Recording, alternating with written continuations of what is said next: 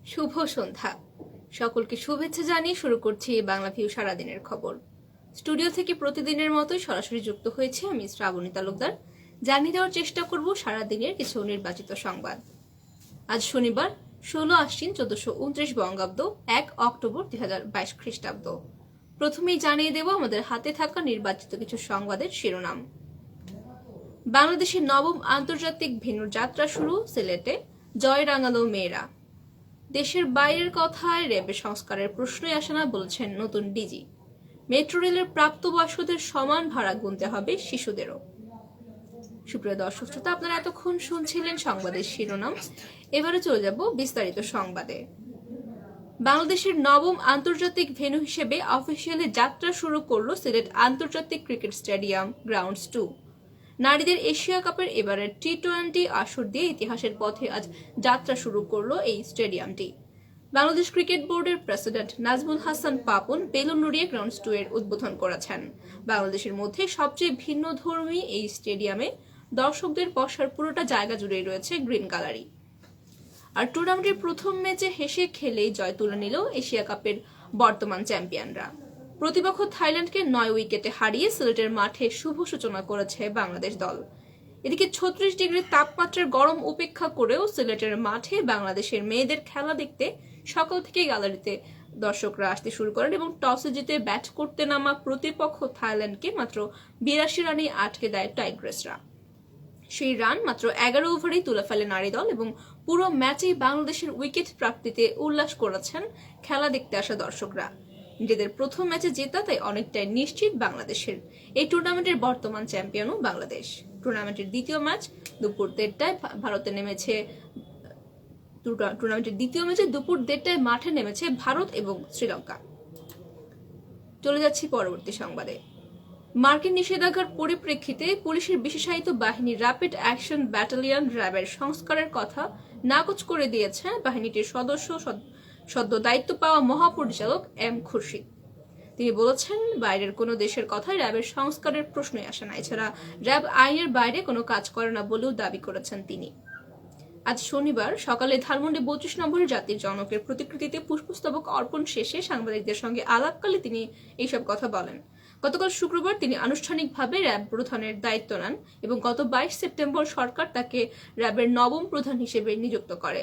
র্যাবের সংস্কার প্রসঙ্গে সাংবাদিকদের এক প্রশ্নের জবাবে নতুন মহাপরিচালক বলেন, তিনি ব্যক্তিগতভাবে সংস্কারের কোনো প্রশ্নই দেখেন না, কারণ এমন কোনো কাজ র্যাব করছে না যার জন্য সংস্কার করতে হবে এবং নির্ধারিত যে বিধি রয়েছে সেই বিধিবিধান অনুযায়ী র্যাব কাজ করছে বলেও দাবি করেছেন তিনি এবং আইনের বাইরে কোনো কাজ র্যাব করে না, সেক্ষেত্রে সংস্কারের কোনো প্রশ্ন আসে না।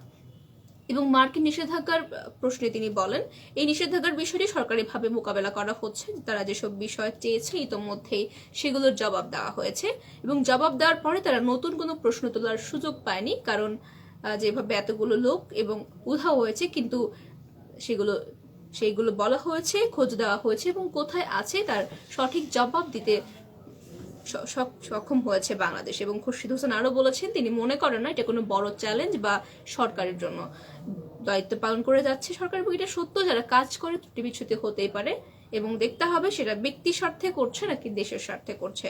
এই বিষয়গুলো সরকারিভাবে মোকাবেলা করা হচ্ছে, সে কারণে র্যাবের সংস্কারের কোনো প্রশ্নই দেখছেন না তিনি। চলে যাচ্ছে আমাদের হাতে থাকা সর্বশেষ সংবাদে। ট্রেনে 3 বছরের কম বয়সী শিশুদের ভাড়া লাগে না এবং 3 থেকে 12 বছরের শিশুরা যাতায়াত করতে পারে অর্ধেক ভাড়ায়। তবে আগামী ডিসেম্বরে চালু হতে যাওয়া ঢাকার মেট্রো রেলে এসব কোনো সুবিধাই থাকছে না। সব শিশুর জন্য গুনতে হবে প্রাপ্তবয়স্কদের সমান ভাড়া। অথচ পাশের দেশ ভারতের দিল্লি এবং কলকাতার মেট্রো রেলেও শিশুদের জন্য ভাড়ায় ছাড় রয়েছে। দিয়াবাড়ি থেকে কমলাপুর পর্যন্ত নির্মাণাধীন মেট্রো রেলের দিয়াবাড়ি আগারগাঁও অংশ আগামী 16 ডিসেম্বর থেকে চালু হওয়ার কথা রয়েছে। এদিকে গত 8 সেপ্টেম্বর ভাড়ার তালিকা প্রকাশ করা হয়েছে এবং তালিকা অনুযায়ী মেট্রো রেলের সর্বনিম্ন ভাড়া 20 টাকা, উত্তরা নর্থ স্টেশন থেকে আগারগাঁওয়ের ভাড়া 60 টাকা, কমলাপুর পর্যন্ত 100 টাকা ভাড়া এবং স্মার্ট কার্ডে ভাড়া পরিশোধ করলে 10% ছাড়ের সুযোগ রয়েছে এবং বিনা ভাড়ায় ভ্রমণ করতে পারবেন মুক্তিযোদ্ধারা।